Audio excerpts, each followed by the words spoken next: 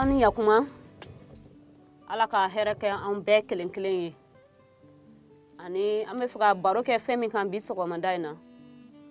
o ye jurumu ko ye jurumu donna cogo di diɲɛ kɔnɔ jurumu fɔlɔ donna cogo di yani an ka taa ɲɛ an bɛna yɔrɔ dɔ kalan ka bɔ ala ka kuma na an b'o sɔrɔ Genèse sura 3 verset 1 fo ka se 17 ma n'a y'a sɔrɔ an ka kalan ayiwa matigi ala tun ye kungo kɔnɔfɛnw ɲɛnama minnu da sa tun ka kegu ni u tɔw bɛɛ ye sa de y'a fɔ muso ye ko tiɲɛ la ala y'a fɔ ko aw kana nakɔtula jiridenw bɛɛ dun wa muso y'a jaabi ko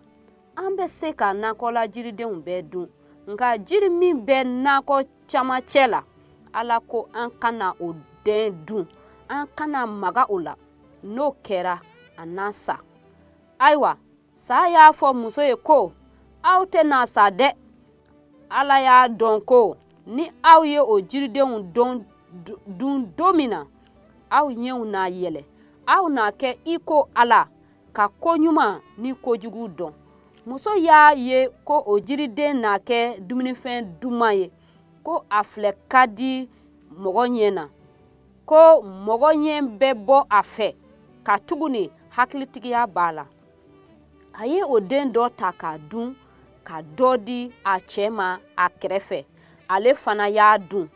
u fila bɛɛ ɲɛw yɛlɛla u y'a dɔn ko u farilangolo don u ye torosun furaw kalan ɲɔgɔn na ka npogow dilan u yɛrɛw ye an ye yɔrɔ min kalan ka bɔ bibili la an b'a ye jurumu donna cogo min na diɲɛ kɔnɔ ala ye adamaden da fɔlɔ a ye adama da ka hawa da u fila tun bɛ nakɔ la ala ye jiriden dɔ jira u la k'a fɔ u ye ko u kana o jiriden dun n'u y'o dun don min na u bɛna sa nka Sitani nana muso nɛgɛ a tɛmɛna muso fɛ ani muso sɔnna ka jiriden ta k'a dun a ma dan o ma a fana taara di a cɛ ma cɛ fana sɔnna ka o jiriden minɛ ka o jiridenw dun a filɛ nin ye u ye ala kan bila ani jurumu nana don diɲɛ na o la ala bɛ danga lase u ma ala b'a fɔ sa ye ko comme e bɔra ne kɔfɛ ka na kuma muso fɛ a ka nin dun e n'a fofo i kɔnɔbara kan fo ka taa i si bɛɛ ani i n'a buguru de dun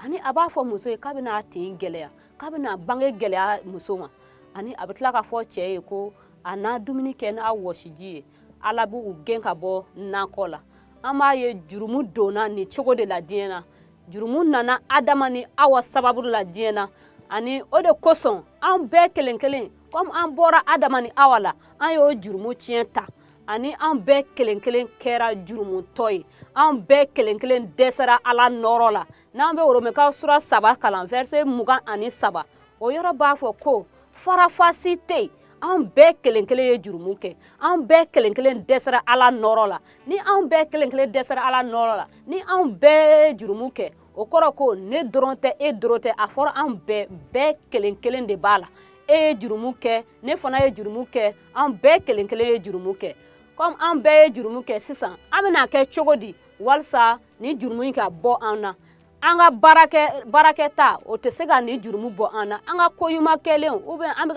bɛ saraka minnu bɔ olu si tɛ se ka kɛ ko ni jurumu bɔra an na o de la siɲɛ wɛrɛ an bɛna ye o bɛna kɛ cogo min na ala k'a duba an bɛɛ kelen kelen ye